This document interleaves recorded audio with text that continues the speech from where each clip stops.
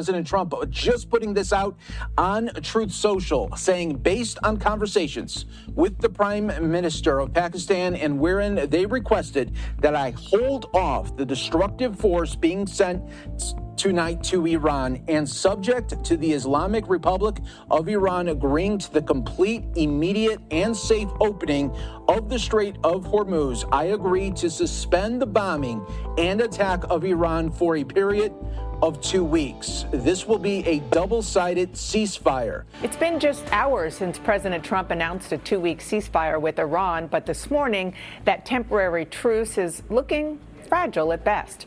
Moments ago, an Iranian news agency reported Tehran halted oil tankers' traffic through the Strait of Hormuz. Threats to Iran a day after announcing a 2-week ceasefire. In a post on Truth Social Network, Trump said all U.S. ships, aircraft, and military personnel with additional ammunition, weapons will remain in place in and around Iran until such time as the real agreement reached is fully complied with.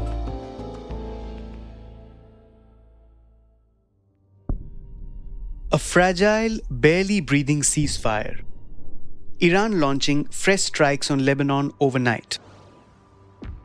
And the Strait of Hormuz, one of the most consequential 54 kilometers on Earth, still practically choked for commercial shipping. For global trade, the uncertainty is the crisis.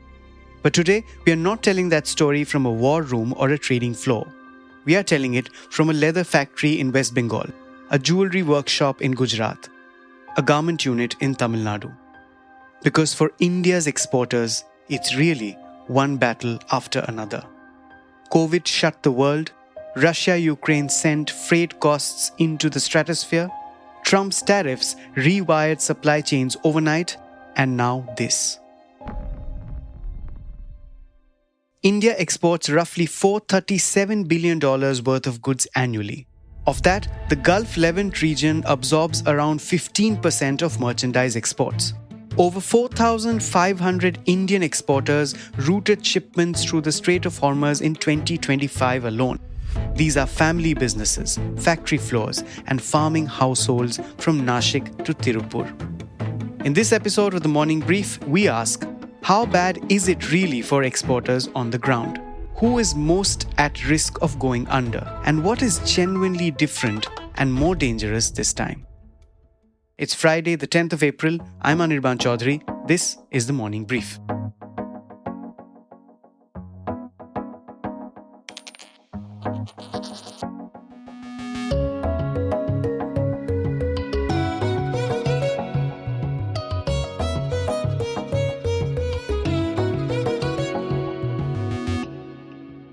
Let's start with leather.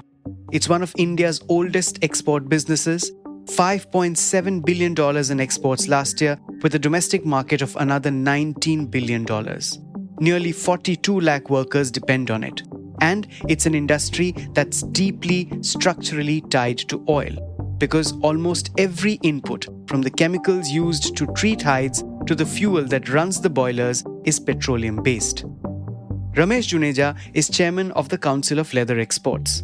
He has seen tough cycles before, but this time, it's different. The main problem is our products are oil-based. When we start producing leather, we require all chemicals. So these chemicals are oil-based. First, we import raw hides. That's also the freights have gone up. We can't get hides from the Middle East side. All the Gulf countries, we were importing hides. Those have been stopped. Plus, hides from the other countries, if we import like America and all, it has to come by South Africa route. Even same with the exports. So transit period, it takes 15 to 20 days extra. 15 to 20 extra days on top of what is already a 3-month production cycle from raw material to export. And the cost cascade does not stop at freight. It ranges from chemicals used in finishing leather to light diesel oils used in factories and tanneries to the gas used in boilers. The chemical prices, sulfur-based, all the like sulfuric acid, we were buying 2 months back at 15 rupees, 16 rupees a liter. And the same product we are buying at the 30 rupees. Prices have become double. Soda ash prices have increased. All the finishing chemical prices have increased. Before, these LDO and all, we were buying at 58 rupees kg now, which have become almost 96 rupees kg oil. Costs up at least 20% across the board. And if manufacturers pass that on, which they will have to, shoe prices at retail could rise 30%. And that's before the retailer adds their own margin. Put simply, the consumer could end up paying 60% more for a pair of shoes. That's an inflation story. Now let's move south to Tirupur, India's knitwear capital. 43,000 crore rupees in exports, 20,000 factories, 2,000 exporters, 1 million workers, 65,000 of them women. K.M. Subramanian, one of the most prominent exporters of Tirupur, says the pressure is coming from both ends at once. Costs rising, demand falling. Our raw material prices are increased there because of the fuel price is increased. Our raw material price is and yarn and chemical and poly bags and accessories, embellishments all increased. Increased by how much? By around 15%, sir, 15%. Buyers also, because buyers also under pressure, they are not able to sell their garments. And it's not just the Middle East pulling back. Europe and the US, he says, are also tightening. Consumers are pivoting to essentials, obviously deferring discretionary purchases like apparel. In Europe and the US also, they are also giving importance to essential goods and not for the clothes. Subramanian says he expects a decline in sales of at least 15%. I ask him, have workers started to be laid off too? Already we are having a shortage of workers. Now we have enough hand-to-mouth. The factories are running. If the war is continuing, this economic crisis is continuing, maybe a shutdown will come and we are not able to run the factory because of the commercial things here. No layoffs yet, but the buffer is thin. And in an industry where most workers are informal, it's only a matter of time, maybe weeks. From garments to gems and jewellery. Vipul Shah of the Gems and Jewellery Export Promotion Council says his is an industry where the Middle East isn't just a buyer, it's the buyer. The Gulf absorbs a disproportionate share of India's precious metals and stones exports, which last year crossed $10.8 billion to the conflict zone that we are talking about. There's no more business taking place currently with the scenario because every day something or the other is happening. Almost 15 to 20% of the world jewelry is consumed in the Middle East markets. So that area is being has been affected. Currently, everyone is facing challenges on the demand front because the productions and everything will be also going down because if the demand shrinks, your production also has to go down. Shah told me business in gems and jewellery is down 50% over the last couple of years. Now, let's zoom out. Dun Bradstreet recently published a detailed report on the Middle East crisis and its spillovers for India.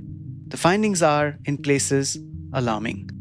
The report tracks 11 economies directly in and around this conflict: Bahrain, Iran, Iraq, Israel, Jordan, Kuwait, Lebanon, Oman, Qatar, Saudi Arabia, and the UAE. Together, they account for 15% of India's merchandise exports and 21% of its imports. The Strait of Hormuz is the choke point. Through it passes roughly 20 million barrels of oil a day, a quarter of all seaborne oil trade. 80% of it headed to Asian markets. Added to that, 93% of Qatar's LNG and 96% of UAE's LNG ship through the same corridor. The shockwave of its closure has travelled across energy prices, freight, insurance, trade finance, and it's eventually reached factory floors and farm gates in India. The report also documents which Indian districts feel this most acutely. Grapes from Nashik, bananas from Solapur, gems from Surat and Jaipur, apparel from Tirupur, electronics from Kanchipuram. To make sense of all this, I spoke to Dr. Arun Singh, Chief Economist at Dun Bradstreet, India. And this is going to take a toll on profitability. This is going to take a toll on their overall profitability margin and then other areas. And we have already started experiencing some of the heat in terms of prices of some of the commodities indirectly. If demand does not pick up, I think we have a problem going forward. So I think according to your report, there are like 4,500 exporters using the Hormuz route in some way. Can you give me some numbers on overall numbers on what kind of impact you see on the businesses, and how many of them are small business owners who could, genuinely sort of have to shut down businesses, generally go under if, the shipments are delayed for a few more weeks? out of 4,500 exporters, what we have seen who is basically using the Strait of Hormuz, I mean, they have used in 2025, something around 30% of that, let's say around 1,500, have revenue bracket between 5 to 50 crores. Now, for this small exporter, a 60-day delay, if you can see, it's a problem with the existence, not because the order becomes unviable, but because their working capital cycle breaks. They have already paid for a raw material at one side, and the processing, packaging, and inland freight, and their bank limits are often tight and collateral backed. In that scenario, if the container doesn't move or documents get delayed, cash doesn't come in, and the stress quickly shifts from the margin discussion to the liquidity discussion. Now, so the risk of firms going under is concentrated in businesses with thin buffers. For example, if you talk about the seasonal shipments, perishable or time-sensitive consignment,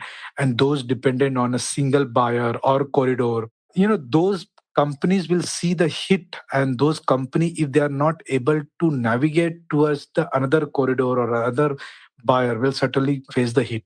Now, the immediate mitigant are very practical. Renegotiate delivery payment milestone, use credit insurance or factoring where available, prioritize alternatives routing, and for policymakers, banks, and the researchers, ensure short-term liquidity lines so a logistic delay doesn't turn into the solvency event.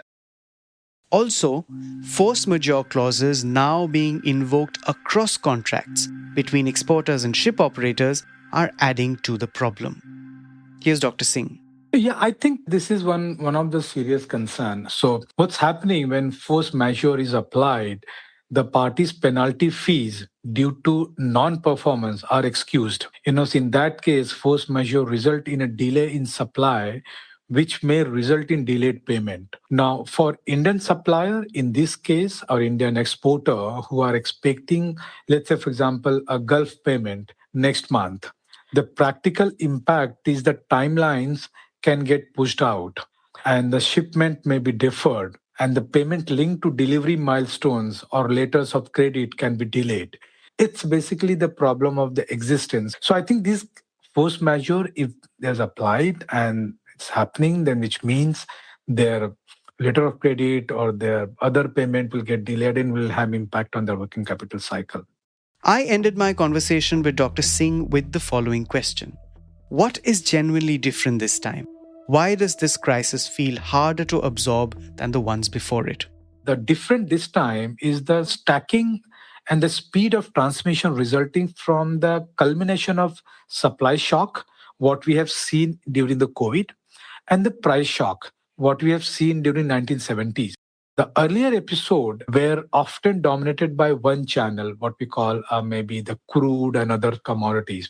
Today, the shock can hit simultaneously through energy prices, the freight, and the war risk premium, payment and compliance frictions, and the tighter risk appetite in the global finance. So even firms that are not directly exposed to multiple countries or these type of countries who are impacted can also feel it through the cost, what we call the logistic timeline and cost and the working capital. The other changes, what is relevant at this point of time is our integration into the world chain. And especially if you talk about the more and more MSMEs are plugged into the export supply chain. And employment-heavy clusters are more sensitive to short-term disruption in orders or cash flow. So the speed at which we are feeling impacted, it's going up. 20 years back or 30 years back, if you might have seen those war-like scenario or any crude or any energy shocks and all that, the impact was at least segment-driven or sector-driven or event-driven or time-driven. But it's not. Everyone is feeling impacted because some form of the other, either your confidence crisis or your actual production crisis or actual price crisis or technology crisis. And that's why it's very difficult this time. And we need to be basically very careful and cautious. And collectively, policymakers, companies, individuals need to work together to navigate this crisis time. Leather, garments, gold. 3 industries, millions of livelihoods, one common thread. a crisis they didn't cause but cannot escape. The Strait of Hormuz is 54 kilometers wide. The shadow it casts over India's exporters is far, far longer. That's it for today. You were listening to this episode on The Morning Brief. It was produced by me and Radhas Naik, sound designed by Radhas Naik. A new episode of The Morning Brief drops every Tuesday, Thursday and Friday, wherever you get your podcasts. Keep listening.